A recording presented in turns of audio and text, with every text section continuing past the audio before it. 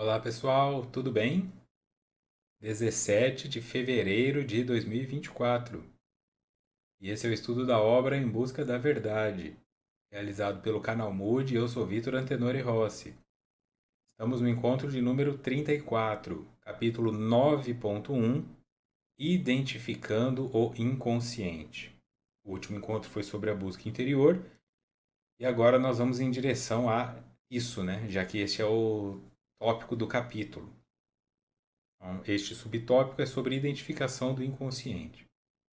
A nossa abordagem a respeito do inconsciente no presente item refere-se ao coletivo e não ao individual, onde se encontram os mais antigos arquétipos e se sediam inúmeras emoções, como o medo, a angústia, a ansiedade, a vida e a morte. Esse inconsciente encontra-se nas camadas mais profundas da psique, constituindo-se os arquivos mais significativos e duradouros de que se tem notícia. Bom, já estamos avançados, é óbvio que tem algumas pessoas que assistem o estudo por tema. Então, assim, o que Joana está focando é o estudo de hoje terá um foco mais no inconsciente coletivo do que no inconsciente individual. O objetivo é buscar este local psicológico, né, ou este local onde os arquétipos estão, onde essa memória humana está. Como se fosse esse banco de dados. Então, é inconsciente coletivo, é o Wi-Fi ligado. Eu sou a antena e, às vezes, dependendo de onde eu estou, eu me conecto ou não a estes elementos, coisas que já foram nos explicadas. Então, como esse tema do inconsciente coletivo já foi trabalhado lá no início deste livro e até em outros livros, né? Não vou me aprofundar tanto na parte teórica do que é o inconsciente coletivo. Só voltar aqui, ó. Esse inconsciente encontra-se nas camadas mais profundas da psique, constituindo-se os arquivos mais significativos e duradouros de que se tem notícias. Porque a parte do inconsciente pessoal, quando eu morrer, vai comigo. Se eu escrevi algum livro, se eu deixei algum registro no filho, na filha, nas pessoas, isso meio que fica. Mas o inconsciente coletivo não. Eu indo ouvindo, ele continua ali, por isso é mais duradouro. O conceito do inconsciente, de alguma forma, nessa significação, é muito antigo. Do ponto de vista filosófico, desde Plotino, passando por Platão na antiguidade e prosseguindo em Leibniz, Goethe e outros pensadores de ontem, como da atualidade. De uma forma ou de outra, né, a instância inconsciente, trazida mais diretamente por Freud, assim, no termo de vamos olhar para isso como uma instância psicológica, ela já existe desde sempre. O inconsciente é tudo aquilo de que nós não temos consciência. Então, a partir do momento que o indivíduo vê um raio caindo e não pode explicar aquela eletricidade que vem do céu, isso para ele é inconsciente. Mas não significa que esse indivíduo não queria entender. A compulsividade é quando eu ajo sem pensar. Eu nem sempre quero entender. Eu não quero entender porque eu faço isso. Eu não quero entender porque eu faço aquilo. Mas quando eu estou diante de um processo que é inconsciente para mim, eu tendo a querer torná-lo consciente para mim. Você não vai observar comportamentos do seu filho até que eles fiquem disfuncionais. Disfuncionais de acordo com aquilo que ele estava funcionando. Ele está desfraudando, está conseguindo usar a privada ou o penico, está indo muito bem, tal, tal. 6 meses depois ele volta a fazer xixi na cama. Isso é disfuncional de algo que estava funcionando. Antes dele começar o desfraudamento, você não questionava se ele fazia ou não na fralda. Ele parou, voltou a fazer, isso te chama atenção, porque agora isso está inconsciente para você. Por que meu filho voltou a fazer xixi na cama? Você não sabe. E aí isso vai te gerar pesquisar no Google, aí você vai tentar. E esse processo ele é tão profundo que ele pode levar a uma briga. Olha aqui, eu vi aqui no Google que isso é trauma psicológico porque ele pode estar regredindo diante de um ambiente pesado. Eu falei para você não gritar com ele aquele dia, foi culpa sua. Aí o casamento acaba porque o menino fez xixi na cama. Né? Ficam brigados um fim de semana, um culpando o outro, é complicado. Agora, expande isso para uma questão espiritual. Quando você vai tentando fazer as suas coisas e não consegue. Tenta um emprego, nunca dá certo. Junta dinheiro, aparece alguma coisa que tira seu dinheiro. Aí você começa a olhar, porque meu pai lá atrás fez isso comigo, já fazem 25 anos. Aí você tá indo lá pro Natal ou pro Ação de Graças na casa do seu pai e você briga com ele. Você tá com raiva do seu pai. Ele nem sabe o que está acontecendo, porque você nunca mais tocou no assunto. E aí, o filho, como é que tá o trabalho? Como é que tá o trabalho? Por sua causa, ele. Entende? É esse sentido. Eu preciso assumir responsabilidade pelos processos que são conscientes. Depois, eu começo a entender quais são as inconsciências que me despertam curiosidade e humildemente dou-me tempo para buscar essas respostas sem ficar me validando pela primeira que aparece. Eu vou construir uma caminhada em direção ao inconsciente. Se eu pego a primeira informação, porque tornou-se consciente, e já presumo o resto, eu estou cometendo um erro. Os seres sempre tentaram, de alguma maneira, falar sobre o consciente, né? Platão falando dos conceitos também socráticos com relação ao mundo das ideias. O mundo das ideias é inconsciente para nós. O mundo material, o mundo real, é o mundo consciente. E esses que vão por este caminho, citados aqui, de forma geral na literatura, que são referências, né, em filosofia e tudo mais, eles são referências justamente porque eles falaram de coisas que a maioria das pessoas não pensava sobre, ou seja, não eram conscientes. É ele o responsável pelas imposições sobre a consciência, comandando-a quase, assim como dando lugar à existência dos arquétipos, que são as suas seguras manifestações. Enquanto a consciência é apenas uma pequena parte da realidade, ele é a quase totalidade na orientação do ser humano. Então, este é o mundo das ideias. O que nós vamos absorver está no inconsciente coletivo, já está ali. Alguém já passou por isso? Muito difícil você criar algo. É fácil você ter a sensação de criatividade porque há um esquecimento dos legados, das teorias. Tanto que tem essa frase, né? Quem não estuda a sua história está fadado a repeti-la. Hoje o indivíduo cria uma letra de música, olha que genial, mas em 1812 um outro cara já tinha feito isso. Mas quem lembra desse cara? Ele fez em armeno. Ninguém lembra, ninguém conhece. Quanta coisa tem hoje aqui nos livros de Chico Xavier ou em Machado de Assis que alguém da Polônia vai trazer em 2038 e vão falar genial. Já existe. Por isso, se eu realmente imagino que eu estou criando algo, eu estou iludido.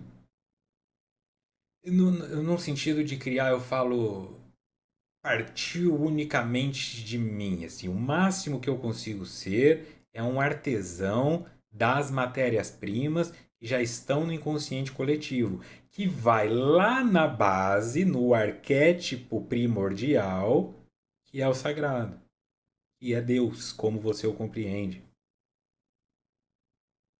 Então, tudo. A ideia de que Deus é onisciente diz que todos os conhecimentos que podem ser acessados já estão em Deus. Porque se eu descobrir algo que Deus não sabe, Deus não é onisciente. A ideia do inconsciente coletivo é essa. Eu preciso olhar para mim, o que eu posso criar para dominar o mundo, ou o que eu posso fazer para ficar rico. Não é. Nós todos estamos sentados numa mina de diamante. Nós todos estamos. Só que ao invés de olhar para isso e me meditar, silenciar, para captar essas informações, eu fico no meu barulho pessoal, que nem uma formiga. Não, eu carrego a folha para cá, eu carrego a folha para lá. Nós passamos aí pelo maior feriado do Brasil, né? O Carnaval. Aí você tá lá no bloquinho, onde quer que seja, e olha para a calçada, tem uma fila de saúvas. Elas não pararam porque é Carnaval. Elas não vão parar porque é Natal. Elas param se começar a nevar, elas param se ficar frio, elas param se começar a chover. Psicologicamente falando, elas não param. O ser humano é o único ser que precisa de férias e carnaval e feriado. São percepções que o indivíduo não. Ele fala, por que eu estou fazendo isso? Eu reflito sobre essas questões e eu entendo que existe família, né? Então você tem família, aí é feriado, seu filho não vai para a escola, aí você tem que ficar em casa, sua mãe que mora longe pode vir te visitar, então você aproveita o feriado. E nesse contexto eu entendo. Mas quando falam para mim de um autônomo, um psicólogo, fisioterapeuta, mecânico, que mora sozinho e no feriado para de trabalhar, eu não entendo. Por que o indivíduo não está trabalhando num dia em que ele poderia ser, olha, eu vou trabalhar no feriado, ninguém mais vai, por que eu vou parar? Porque determinaram que é feriado. Então isso é psicológico, né? Eu faço uma relação com isso, onde eu preciso desse espaço. Mas se eu vivesse nisso, eu não precisaria desse espaço. Esse espaço meditativo que eu falo. Por que eu preciso descansar? Porque eu raramente descanso. Se eu sempre descansasse, eu não precisaria descansar. Você vai ao médico e ele fala, olha, você está com deficiência de vitamina D.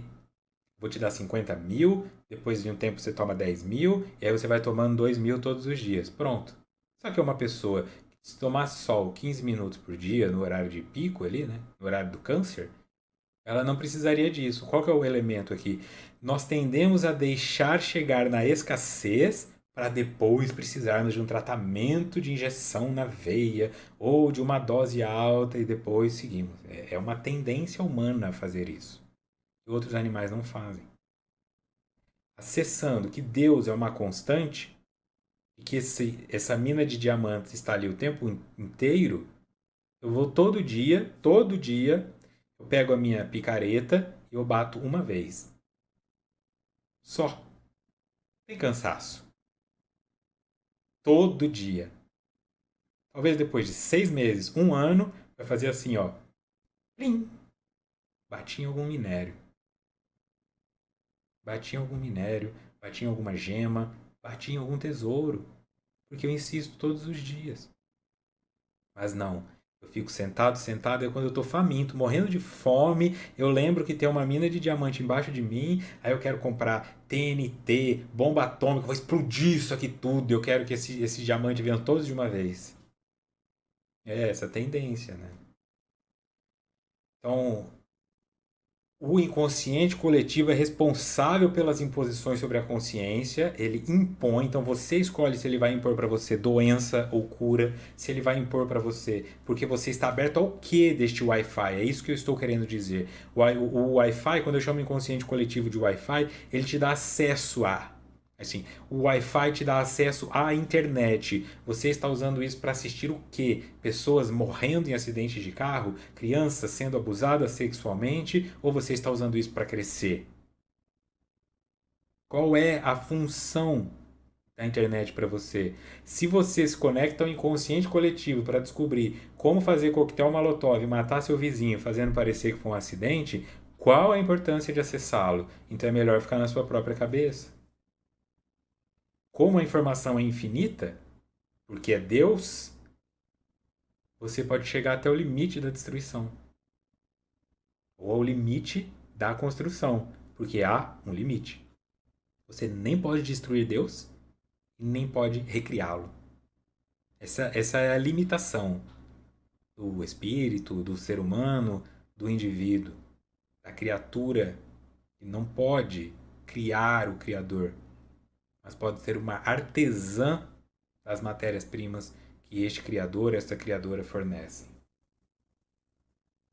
Como o self tem sua realidade além do tempo, é mortal no corpo e imortal após ou antes do corpo, ei-lo que preserva os acontecimentos em que esteve envolvido, mantendo uma camada de ouvido em cada renascimento.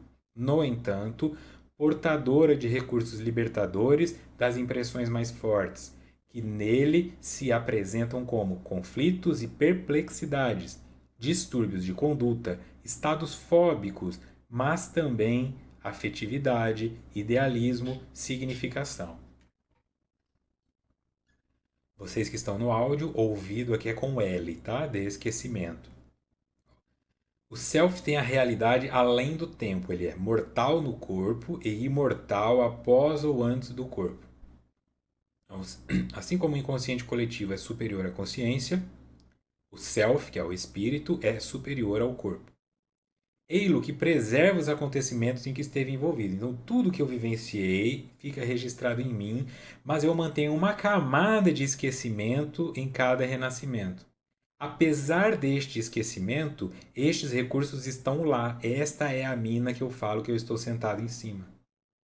Libertadores das impressões mais fortes, porque isso foi impresso e agora precisa ser libertado. É como uma tatuagem. Imagine que você tatua um dragão no seu braço e aí você reencarna. É como se você colocasse uma pele por cima desse dragão e ninguém mais a vê. Mas se você der uma passada de mão, ele vai reaparecendo. Ele sempre esteve aí. Ele não vai deixar de estar. Todo o conhecimento adquirido se preserva, registrado no self. Conecta ao novo corpo, num renascimento, numa reencarnação, com algum esquecimento de consciência, porque é muita coisa que nós temos que lidar. Olha quanta coisa você tem que lidar nessa vida. Às vezes um amigo teu te conta uma coisa e você lembra, cara, não lembrava que eu tinha feito isso. Uma vida. Se você tem 1000 e você tivesse que lembrar de todas, assim, todas ao mesmo tempo e agora, todos nós seríamos esquizofrênicos. Eu olhar para você, mas eu já te conheço de uma vida passada. Na vida passada, você era a Ruth, agora você é o Pedro. Aí eu olho para você e vejo o Pedro e a Ruth, mas você também já foi o Marcos, o outro eu não sei, eu enlouqueço. Porque são muitas realidades, muitas memórias conectadas a indivíduos similares. Eu preciso saber apenas o que está acontecendo nesta vida. Estes recursos ficam ali, caso eu precise deles, eu posso acessá-los por imaginação ativa, por meditação, por hipnose, por sonhos, e se necessário, eles emergem para me ajudar a lidar com uma situação do aqui e agora. Então, como nós veremos hoje aqui, regressão. Regressão é uma técnica terapêutica. Funciona, leva para lugares lindos, traz curas impressionantes, tá? Eu estou falando, eu tenho formação em hipnose, eu já trabalhei com hipnose e eu escolhi parar de trabalhar com hipnose porque ela é uma ferramenta valiosa, mas as pessoas são curiosas. A hipnose, ela seria necessária como uma ressonância. Eu não vejo alguém falando assim, ô neuro, posso fazer uma ressonância da minha cabeça só para saber o formato do meu cérebro? O quê? Eu quero entrar naquela máquina claustrofóbica, pagar um dinheirão, e aí eu quero só ver, olha só meu cérebro, o formato dele. Aí eu vou pôr isso aqui num quadro e vou pôr lá na minha casa. Olha, esse é o formato. Não, você faz uma ressonância para saber se está com um tumor na cabeça. A hipnose é a mesma coisa. A regressão é a mesma coisa. Quando nenhuma outra ferramenta funcionou, você vai para a hipnose para tentar entender especificamente. Aí o indivíduo fala: faz uma hipnose em mim para eu saber o que eu era na vida passada. Não! Isso é abrir campo para uma segunda dimensão entrar na sua mente. Isso é abrir campo para uma linha do tempo a mais entrar na sua mente. E isso pode te enlouquecer, deprimir, enraivecer. Agora que você está conseguindo perdoar seu pai porque ele não foi presente na sua infância, eu vou te ajudar a lembrar que na verdade ele te enforcou no anterior? Não. Calma. Controle a curiosidade porque é uma ferramenta poderosa nas mãos erradas. Nunca mais, veja o que eu estou dizendo, neste corpo, né? Nunca mais você conseguirá esquecer o que a regressão te fez lembrar. Você pode estar perdendo a sua vida por curiosidade. Então, se há dentro da providência divina, que é a natureza, um esquecimento dado, é porque esse esquecimento é saudável e necessário. Não ache que você está acima das leis naturais, então não fique indo lá inspecionar o que você já esqueceu. Salvo extrema necessidade. Então, esses conteúdos, ora, podem aparecer como conflitos e perplexidades distúrbios de conduta e estados fóbicos, mas também afetividade, idealismo, significação. Isso do processo natural, nem está falando de regressão aqui. Como eu já sou tudo isso, pode ser que em algum momento eu comece. Então esse conflito vai gerando, mas por que eu estou com essa síndrome de impostor? Por que eu estou nesse relacionamento abusivo e não consigo sair dele? Por que eu estou tão mal com a minha alimentação, com os meus vícios? Por que eu assisto tanta pornografia? Você começa a pensar. Por que agora isso que eu sempre fiz está me gerando um conflito? E aí você vai começar a vir em direção ao chamado. O chamado de que às vezes você veio numa pobreza porque roubou pessoas. E aí você conseguiu, dentro dessa pobreza, se reinventar. E agora que ficou rico, está maltratando pessoas. Aí vai começar a gerar um conflito. Não, para, você já fez isso. Você abusou do dinheiro, agora está abusando do poder. Para de abusar. Você vai começando a ficar mal. Ah, eu estava dormindo, acordei suado, tive uma crise de pânico, não sei porquê. É isso. Então, esse conflito começa a emergir. A análise dos sintomas físicos, assim, mas a pessoa não analisa porque ela tem uma insônia, já vai comprar melatonina na farmácia. Ela tem uma ansiedade, já vai comprar não sei o quê. Ela não dá tempo do sintoma ficar para ela saber o quão profundo ele está e não vai buscar tratamento, ela busca medicação. Ela então abafa o sintoma, o conflito continua existindo, porque o remédio não entra no teu corpo e vai lá no seu inconsciente elaborar os conteúdos.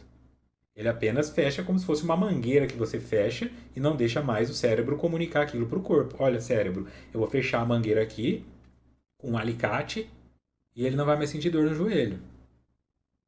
Tem gente que pensa, eu tô com dor no joelho, Dorflex. Mas e se for na coluna, o Dorflex funciona? Elas acham que tem um remédio que é feito que o remédio vai entrar no corpo e vai até aquele local. Esse remédio é para o joelho? Não. Ele vai lá no cérebro e corta o estímulo da dor. Nenhuma dor você vai sentir no corpo. Ele não está sabendo se é no joelho, se é no estômago, entende? Então, quando você impede isso de acontecer, porque você está tomando morfina para não sentir a dor no joelho, você também não vai sentir a dor na coluna quando o câncer estiver começando a nascer. E aí, quando você se der conta, ele já está grande demais. Então, eu não posso ficar impedindo o meu espírito, o meu self, de conversar comigo através do corpo. Tudo que emerge no meu corpo deve ser estudado, compreendido e tratado. Tratado, não medicado. A medicação é eu tomo remédio para tirar a dor, para dar conta de fazer o tratamento sem pressa. Mas se eu entendo que o remédio é o tratamento, danou-se. Danei-me. Nos processos psicoterapêuticos de regressão de memória a existências passadas, por exemplo, ressumam desses arquivos as vivências perturbadoras, os fatos causadores de traumas e de sofrimentos, que, após a catarse e o diálogo saudável entre o paciente e o especialista, se diluem, libertando a consciência do objeto de desequilíbrio. O inverso também é verdadeiro, porque o arquivo em si mesmo é neutro. Processo de regressão a existências passadas vem desses arquivos, e aí após a catarse, ó, a catarse é quando você é invadido por emoções que estavam ocultas, e o diálogo saudável entre o paciente e o especialista. Mas o especialista é especialista? Tem gente que faz curso de hipniatria, torna-se hipnólogo. Não tem profundidade, tem experiência, vivência. Tem nem formação em saúde mental. As pessoas estão hipnotizando hoje como se fosse normal, levando a regressão. Eu sou especialista em vidas passadas. Ah, é triste. É triste porque é gostoso, entende? É um poder, é maravilhoso. Eu vou voltar numa vida passada, é coisa linda, mas eu não lembro nem o que aconteceu aos 3 anos. Você vai voltar? Às vezes a pessoa volta em regressão, ela se vê, tô aqui na banheirinha, tomando banho. É minha vovó que tá me dando banho. Peraí, minha vovó tá me tocando de um jeito estranho. O dedo da minha vovó tá entrando em mim. E aí, você faz o que com isso? Acabou de descobrir que sua avó abusou de você sexualmente. Pode provar? Ou foi só uma alucinação? Uma memória misturada com outra que você conectou? Aí você vai contar para sua mãe. Fiz uma regressão e vi que minha avó abusou de mim. Ah, imagina, sua avó nunca faria isso, para com essas besteiras. E aí você começa a crescer dentro de si. É muito grave isso. Muito grave. Porque se for verdade, é muito grave. Essa informação vai mudar o que na sua vida agora? Se fosse, olha, eu tenho um problema com a sexualidade, eu não consigo dar um vaginismo e não sei o que e tal. Aí você descobre que houve um abuso, isso te ajuda. Mas se você estava indo lá só para ver como foi sua infância e descobriu que foi abusada, mas não tinha conectado isso a nada no aqui e agora, aí danou-se. Aquilo que você não tinha, que era um trauma sexual, a próxima vez que você for transar com alguém, ao invés de ser o seu marido, você vai ver tua avó. O que você faz com essa informação? Então, é muito cuidado, porque a nossa experiência, ela sempre é traumática, porque nós estamos lidando com pessoas fazendo um monte de besteira. Ou tentando dar o melhor, mas fazendo um monte de coisa que não sabiam. Tá? Então eu tenho que achar um especialista, eu tenho que saber por que eu estou fazendo isso. Aí sim isso vai diluir, porque eu ressignifico, e aí eu liberto a consciência do objeto de desequilíbrio, porque ele era um conflito do inconsciente com o consciente. Os dois tornaram-se conscientes, então não há mais conflito. Tá? O inverso também é verdadeiro, porque o arquivo em si mesmo é neutro. Então pode dar ruim e bem ruim. Essas imagens primordiais, conforme as denominou Jung no começo das suas investigações, possuem grande força de expressão, porque umas são lembranças doloridas, recalcadas e impedidas de manifestar-se por atentatórias aos valores éticos aceitos, dando lugar a inquietações e sofrimentos. Imagens primordiais é a definição de arquétipo. Força de expressão porque são lembranças doloridas recalcadas, recalcado, tá? Lembrando que recalcado é aquilo que está no consciente, é doloroso demais para ser mexido naquele momento, então ele é colocado no subconsciente até decantar para o inconsciente. Isso é recalque. O recalque é um conteúdo que não está trabalhado. E se ele não está trabalhado é porque ele não foi aceito por ser extremamente violento no momento em que foi recebido. Aquilo que era extremamente violento aos 5 anos de idade, agora aos 32, talvez não seja. Então o conteúdo pode voltar. Aí é onde ele vem através de sonhos, atos falhos, lembranças, um filme que você assiste, aí a mente fala, agora ela está pronta, e joga. Aí aquilo se torna consciente, tem uma catarse. Tá vendo um filme onde a mãe bateu na filha e começa a chorar, chorar, chorar, chorar, chorar, chorar e não sabe por quê. Aí a lembrança vem. Teve um dia que a minha mãe me deu um tapa na cara. Mãe, lembra um dia que você me deu um tapa na cara? Ela fica toda acuada. Ah, eu não achei que você ia lembrar disso. Olha, aquele dia eu tava. A minha sogra tava enchendo a paciência e tal. Você veio falar comigo, eu te dei um tapa. E olha só. Mas por uma criança de 4 anos, 5 anos, não dá. Se ela nunca apanhou, né? Quem apanhava todo dia, não nem enxerga mais, né? Mas aquela que nunca apanhou e de repente ela lembra disso, assistindo um filme. Aquele conteúdo, ela vai conversar com a mãe no sentido acusatório e a mãe explica que estava numa pressão muito grande, que bateu, se arrepende, pode ser que ela perdoe, compreenda, então isso dilui. Não fica mais nela esse conteúdo. Então esse conteúdo que era recalcado, agora ele é assimilado. Houve uma elaboração, ele é assimilado, reintegrado à psique, como uma memória compreendida. Sim, minha mãe me bateu, mas foi por isso e por aquilo, ok, faz parte da minha vida. Ele não gera mais uma tensão, nenhum conflito com o consciente.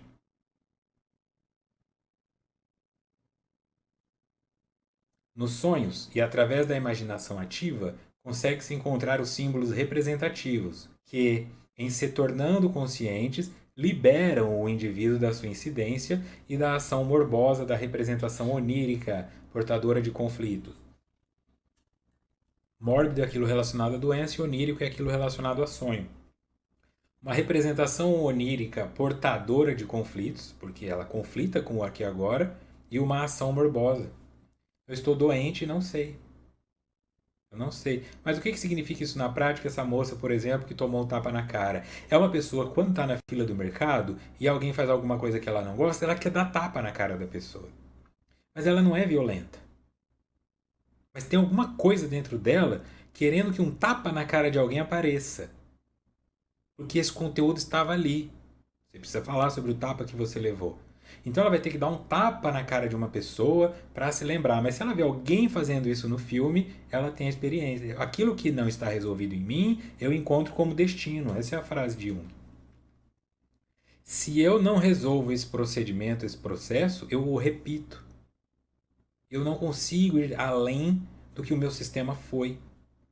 Se a minha mãe for uma dona de casa, eu me sinto culpado se eu não me tornar um.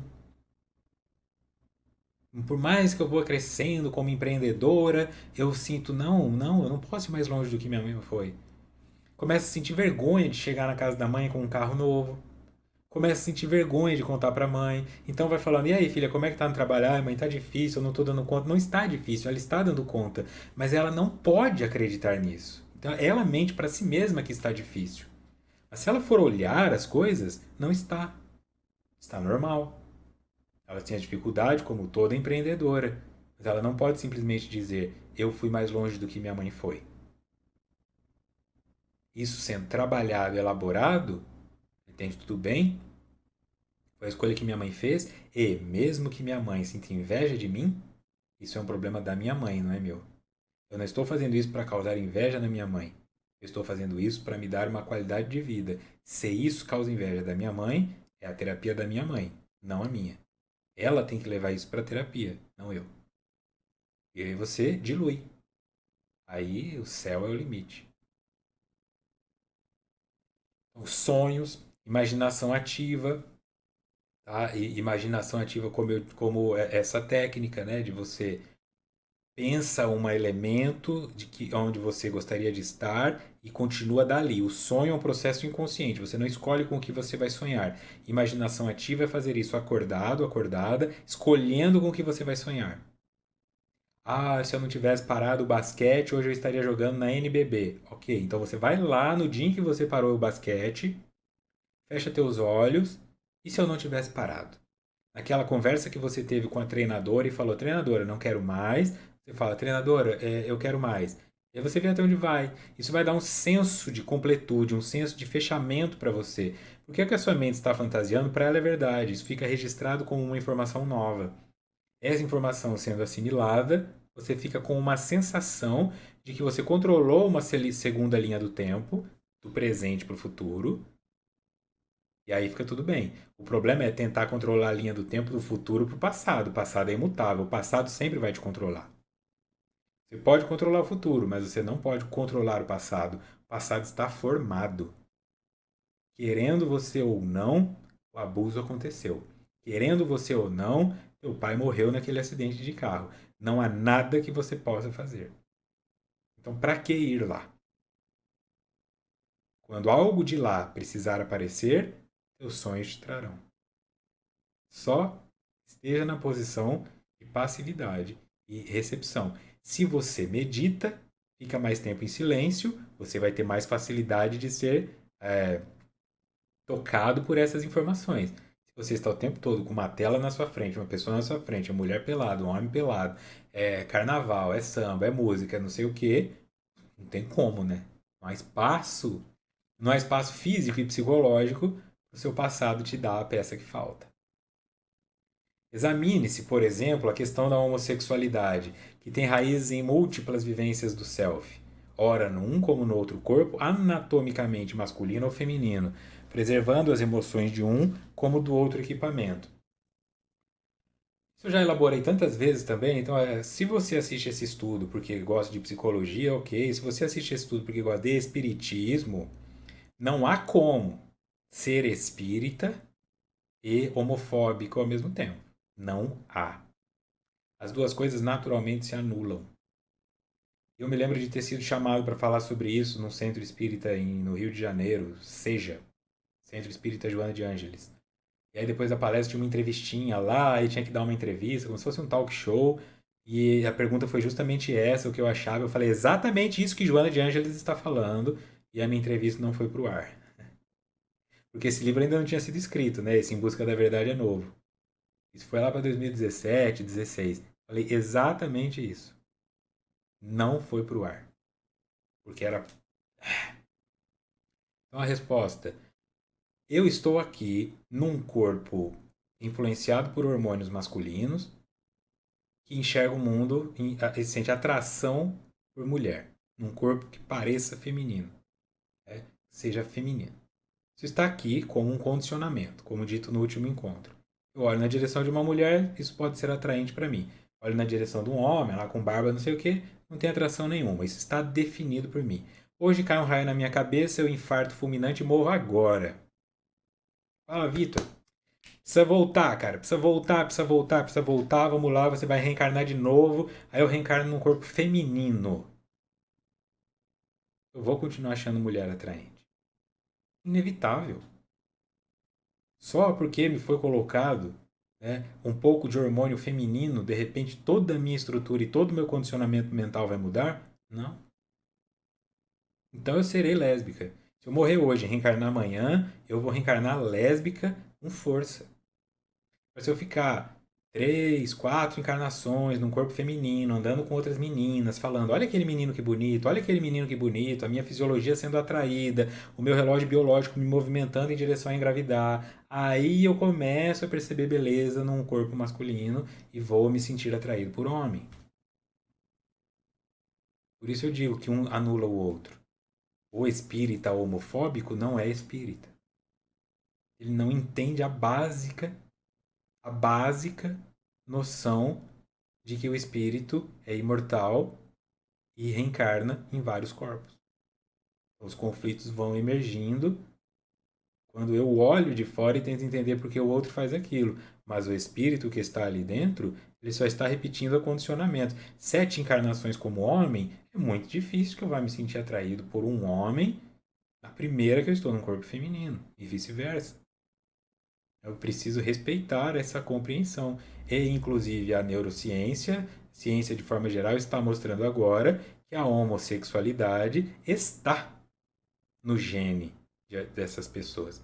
No gene. Então, isso é uma informação de natureza. E a biologia já mostrou que em populações de animais que começam a experimentar superpopulação, tem muito javali e pouca comida, os animais começam a nascer homossexuais. Tem cachorro que transa com cachorro macho, tem homossexualidade entre os animais. E isso é um mecanismo. Nós estamos num planeta com quase 8 bilhões de pessoas, com os recursos naturais acabando, a homossexualidade é uma bênção de proteção e controle populacional. Porque está cheio de criança abandonada, precisando de acolhimento, está cheio de gente que não consegue fazer nada com tudo isso. Se nós pensássemos com clareza, nós veríamos que nós precisamos de um controle populacional. E a melhor forma de fazer isso é colocando pessoas que não podem procriar geneticamente uma com a outra, mas que têm amor suficiente para acolher as crianças que foram abandonadas.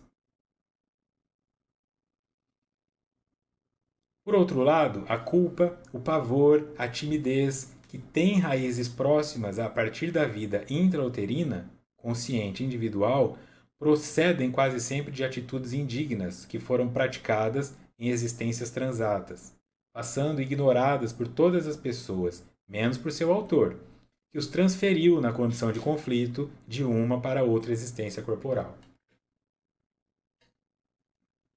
Culpa, pavor, timidez têm raízes próximas a partir da vida intrauterina. Então, esse é o meu consciente individual.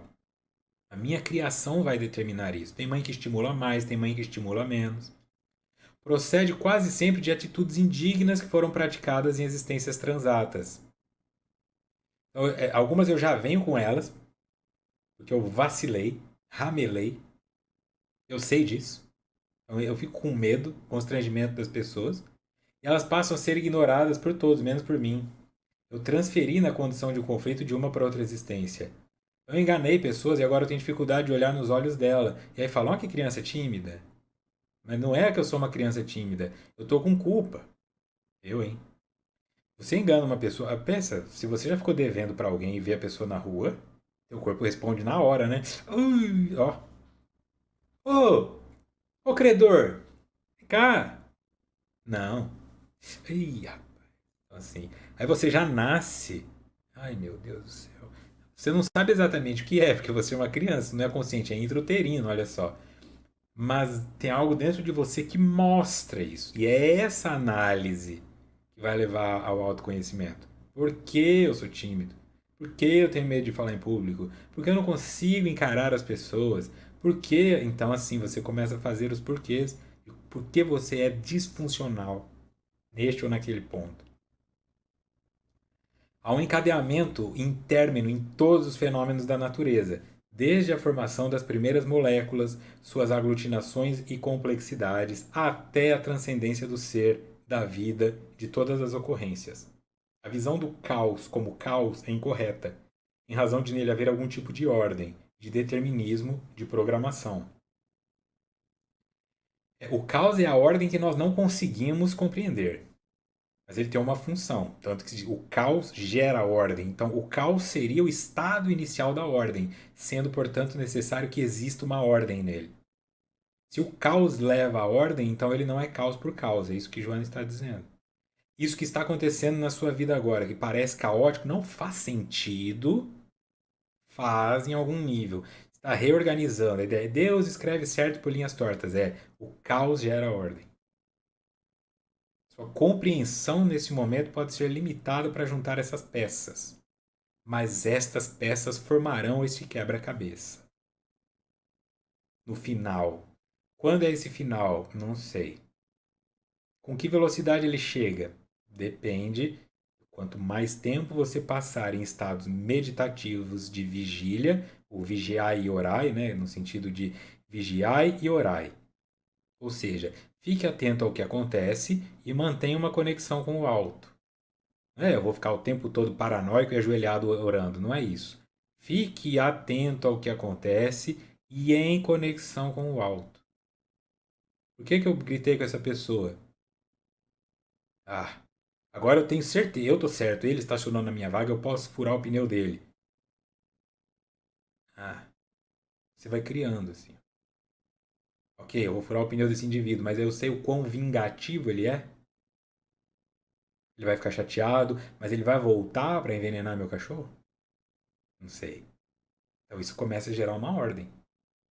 O que é melhor neste momento? Respira fundo, morda seus dentes e volte para dentro da casa e de si e deixe esse cara ocupando a sua vaga. Se houver algo que você possa fazer para resolver isso em termos de superestrutura, chamando a polícia, falando com o gerente do mercado, você faz. Se você pegar a faca e furar esse pneu, aí você está dando início no bater de asas da borboleta que vai gerar um tufão do outro lado do mundo. Pois essa é a teoria do caos. E este tufão do outro lado do mundo pode ser encontrar teu cachorro envenenado. Então, há um encadeamento interno em todos os fenômenos da natureza, isso que é o dito a malha quântica, desde a formação das primeiras moléculas, suas aglutinações e complexidades, até a transcendência do ser. Então, tudo faz sentido, mesmo que para você não pareça. Os exercícios de meditação, os treinamentos da yoga, as leituras edificantes com as consequentes fixações e reflexões, a oração bem direcionada e frequente constituem mecanismos seguros de penetração no inconsciente nele, diluindo impressões infelizes, estimulando lembranças honoráveis. E o mais importante, exercício de meditação, treinamento da yoga, leitura edificante, tudo isso é de graça. Para tomar um whisky que vai entorpecer a sua mente, você tem que pagar. Para fumar uma maconha, você tem que pagar. Mesmo que você plantou, você tem que pagar. É de graça. Ficar em silêncio é de graça. Livro, pelo amor de Deus. Tudo é de graça hoje, né? Temos que comprar as coisas pelo autor, mas você pode falar, eu quero ler esse livro específico, está à venda. Não, não tem, mas se você entrar numa biblioteca, se você entrar numa biblioteca de livros que já perderam direitos autorais, sim, então não tem desculpa. Não tem desculpa. Igual, a pessoa aprende a escrever lendo. O analfabetismo é sempre uma escolha, porque é de graça.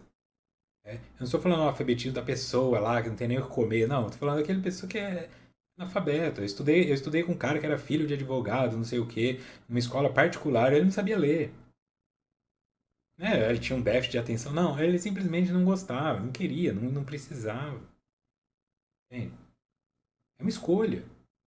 Então eu escolho ser ignorante. Eu escolho ser barulhento, neurótico. Eu escolho ser ansioso.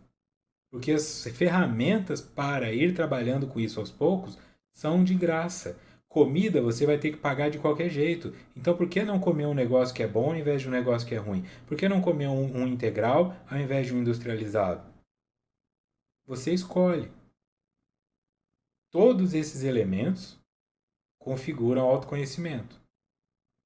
Se eu aprender então a silenciar e a entender as minhas disfunções, eu entendo quem eu sou. Afirmava Sêneca: o sofrimento faz mal, mas não é um mal.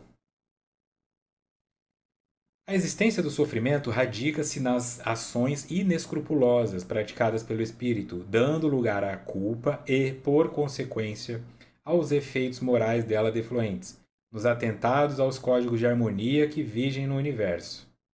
Então, Sêneca diz que o sofrimento faz mal, mas não é um mal. Isso conversa com um estudo feito lá no. Esse aqui é o 34, acho que foi o 31, né? Onde essa questão de a interpretação que eu faço de que isso é ruim para mim, na verdade ela é momentânea, porque nada é ruim para mim a não ser as escolhas ruins que eu faço. Da natureza não vem nada ruim para mim, vem o necessário. Eu posso querer o lírio e ela manda um balde de barro. O que eu vou fazer com esse barro? Olha, com esse barro você vai fazer, você vai aprender a fazer um vaso. Quando esse vaso estiver pronto, aí eu vou te mandar o lírio. Mas eu quero o lírio. Não, amigo. É o vaso, depois a terra, depois a semente, depois eu vou te ensinar a colocar água, aí o sol vai matar a tua planta, depois você vai aprender. Então você vai. Quando esse lírio estiver pronto, você vai ter um amor por ele muito, infinitamente maior do que se eu te der o lírio pronto. Ah, bonito. Ou olha, então, esse balde de barro que está na tua mão agora. Não chuta ele. Tá? Descubra o que fazer com ele. Como transformá-lo em lírio. A existência do sofrimento tem sua raiz nas ações inescrupulosas praticadas pelo espírito, dando lugar à culpa. E, consequentemente, estes conflitos todos.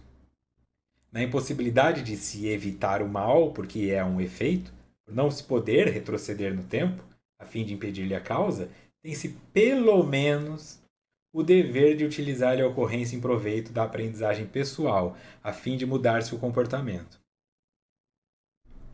Quer dizer, não dá para. Eu digo, o passado é letra morta, né? O passado é isso. O passado é uma foto. Deixa eu cortar meu ex-marido da foto. Pode cortar o teu ex-marido da foto. Mas aqui dentro ele é teu ex-marido para sempre. Não corte ele da foto. Aprenda a olhar para a foto sem ressenti-lo. Ok? E no próximo casamento, escolha um marido diferente. Que pode te fazer sofrer por outro motivo. Não tem problema. Mas não vai te fazer sofrer pelo mesmo. Se você sofre pelo mesmo, a responsabilidade é sua. Primeira vez que te agridem, responsabilidade da pessoa. Na segunda, sua. Mesma agressão. E se for da mesma pessoa, então. Ah, não, meu marido me bateu, mas é porque ele estava nervoso. Ontem foi porque eu não sei o que acontece. Vamos denunciar para a polícia? Não, não, imagina, ele me ama, ele só não. Nariz quebrado, feminicídio, né? Aí tá lá a pessoa sendo enterrada, assim. No velório dela, porque ela achou que o marido ia mudar, ele já tá de olho na cunhada. É simples, né? Aí eu vou sofrer? É um sofrimento amar, mas eu preciso ter compreensão. 1 milhão de pessoas nos últimos anos morreram por conta do tabagismo. Por que você está fumando? Entende? Não dá, não é nenhuma, duas, né? 1 milhão e pouco. Então, assim, se 1 milhão de pessoas morrendo não foram o suficiente para te dizer que isso mata, é porque em algum nível você quer morrer. É só olhar assim. E aí você não se pergunta, não, por que você quer morrer? Essa é a resposta. Não é julgar-te, julgar-se. porque você fuma. É entender que se conscientemente você sabe que isso te mata, porque inconscientemente tem uma parte sua que quer morrer aos poucos. Essa percepção vai salvar sua vida. É uma parte da sua vida que você não gosta. E todo dia você chupa esse picolé de veneno. Por quê? Tá? Ah, tem uma resposta, porque tudo tem uma resposta, porque na malha quântica tudo está conectado. Então existe um motivo pelo qual você fuma, existe um motivo porque sabendo que fumar te mata, então existe um motivo pelo qual você quer morrer. Só descobrir por quê. E você vai parar de fumar. Eu utilizo a ocorrência em proveito da aprendizagem pessoal a fim de mudar seu comportamento. O prazer não pode estruturar-se primeiro no desconforto como propiciatório àquela felicidade. Em sânscrito existe a palavra sukha, tendo como significado um estado de harmonia, de nirvana, que liberta da ignorância da verdade, abrindo espaço para a sabedoria, para o entendimento das leis geradoras de equilíbrio e plenitude. Em termos disso aqui, tudo que nós estamos engatinhando, os indianos, eles estão anos-luz à nossa frente, né? Infelizmente, em termos de tecnologia, saneamento básico, controle populacional, eles se perderam muito. Então é muita gente num espaço pequeno, muita pobreza, muito um monte de coisa. Mas em termos de conhecimento espiritual, nós estamos engatinhando e eles já estão dando salto mortal. Porque ele está falando aqui no começo sobre a ideia de que sempre para chegar à felicidade eu tenho que passar pela dor, pelo sacrifício, pelo martírio. E ela fala: isso não é necessário. Eu não preciso primeiro sofrer para depois chegar à felicidade. Eu posso chegar lá de outra maneira, me libertando da ignorância, abrindo espaço para a sabedoria, para o entendimento das leis geradoras de equilíbrio e plenitude. Então, isso é o que eu falo. É uma lei. A obesidade aumenta a chance de infarto. Isso é sair da ignorância. Você se abre para a sabedoria. Muitas pessoas morreram de obesidade, muitas pessoas morreram de câncer, muitas pessoas morreram de AVC. Muitos idosos agora andam todos tortos porque nunca fizeram um treinamento funcional. Por que, que você não aprende com os erros deles? Por que você quer ser mais um que estatisticamente está ensinando os próximos? Porque você não se torna aprendiz? Entra aí no YouTube, treinamento funcional à terceira idade. Cara, vão te fazer colocar uma cadeira, você vai sentar e levantar da cadeira, sentar e levantar da cadeira. Fala, olha, agora pega um saco de feijão de 3 quilos. E aí você vai levantar da cadeira com um saco de 3 quilos. Agora pega um saco de 3 quilos e coloca lá na despensa 10 vezes. Pronto. Depois de 6 meses, depois de um ano, tudo que você vai fazer na tua casa, você tem músculo suficiente para fazer com sobra. E você fez um treinamento na tua casa com cadeira e saco de feijão. Como que você diz para mim que não tem tempo? Como que você diz para você que não tem tempo? Aí você vai à feira ver esses idosos, eles estão tortos assim, parecem uns zumbis, ó. É o quadril que arrebentou, depois o joelho, não tem força para nada, carrega um negócio, não consegue carregar uma sacola com 2 bananas que vê que já tá dando cãibra. Isso é evitável. Começa agora. Usa a sabedoria dos que morreram tortos, dos que morreram cedo, dos que morreram gordos, dos que morreram desnutridos. Usa a sabedoria em você, que o sofrimento deles não tenha sido em vão, para que você possa evitar o seu. É impositivo, primordial para a saúde a penetração do ser consciente nos arquivos do inconsciente, equipado, no entanto, de entendimento e de valor moral, a fim de auto-enfrentar-se, não se permitindo o surgimento de conflitos pelo descobrir-se como realmente se é, e não conforme se pensa ou se projeta para o mundo exterior. Olha aqui, auto-enfrentar. Isso que eu estou fazendo aqui é muito violento para algumas pessoas. Ficam com raiva de mim, assim, elas se sentem mal. Mas não era eu quem tinha que estar fazendo isso, nem o texto de Joana, é você. Isso que eu estou fazendo aqui com você, era você que tinha que estar fazendo olhando para o espelho. Nós tínhamos que estar falando a mesma língua. Porque o que é que eu estou pedindo para você? Ou sugerindo para você? Que você melhore a qualidade de vida? Que você emagreça? Que você consiga fazer as suas funções em casa sem ficar torto? Que você bata menos no seu filho? Que você assista menos pornografia ou nenhuma? Que você pare de bater no seu filho? O que de ruim eu estou te pedindo para fazer? O que de ruim eu estou sugerindo? Absolutamente nada. É ruim para o teu status quo. É ruim para o seu hábito. É ruim para o seu condicionamento. Então é bom para o seu espírito. Se alinha com esse texto. Se alinha com esse estudo. Seja um canal mudo toda vez que você olha no espelho. Faz disso aqui uma sabedoria. Não desperdiça.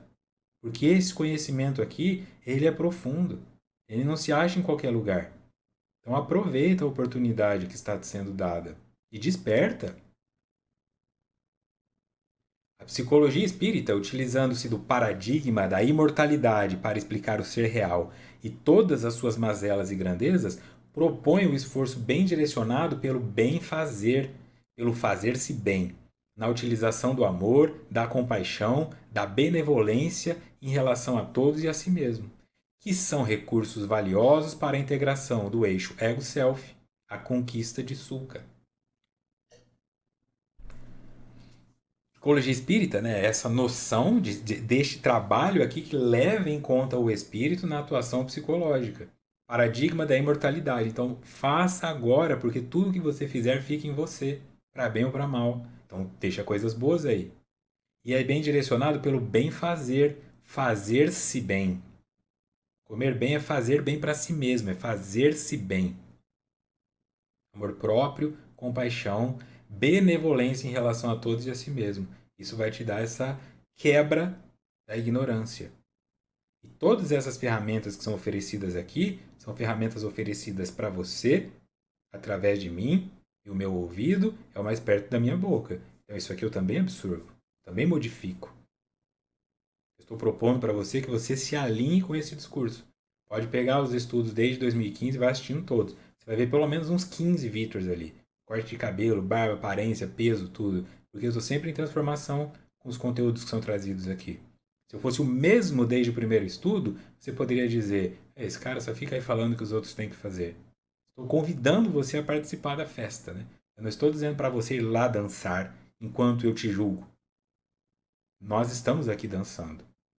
Feliz, portanto, é todo aquele que reparte com prazer, multiplicando os talentos com que foi enriquecido pelo Senhor da vida, despertando do letargo para voltar para casa, retornando do país longínquo, mesmo que algo destroçado, abrindo-se à aceitação do amor do Pai, sempre generoso, e do irmão mais velho, que se encontra no inconsciente em forma de mágoas e reservas, desconfianças e insatisfações em relação ao herói da volta.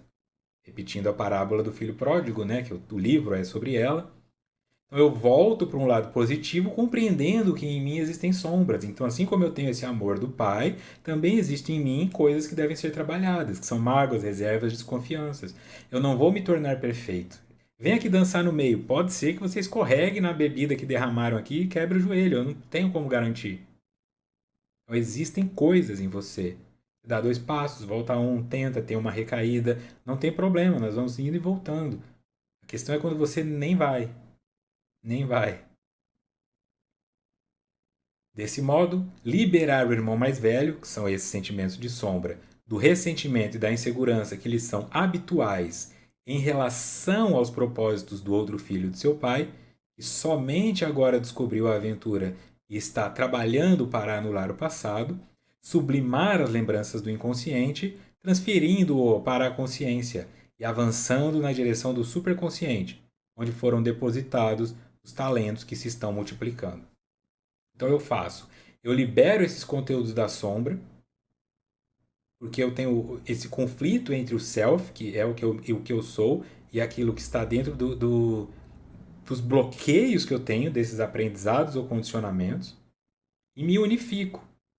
Ao invés de ficar pensando no meu irmão que pensa diferente de mim, os dois irmãos olham para o mesmo pai. Então eu me reintegro, eu me individuo, né? Eu me torno esse ser que consegue se conectar harmonicamente em mim. Só agora eu entendi tudo isso. Se isso aqui é um despertar para você e pela primeira vez na vida você está pensando sobre essas coisas, tudo bem. Mas você não vai anular o passado no sentido de esquecimento. Você vai transferi-lo para a consciência e avançar na direção do superconsciente, ou seja, aquilo que está acima.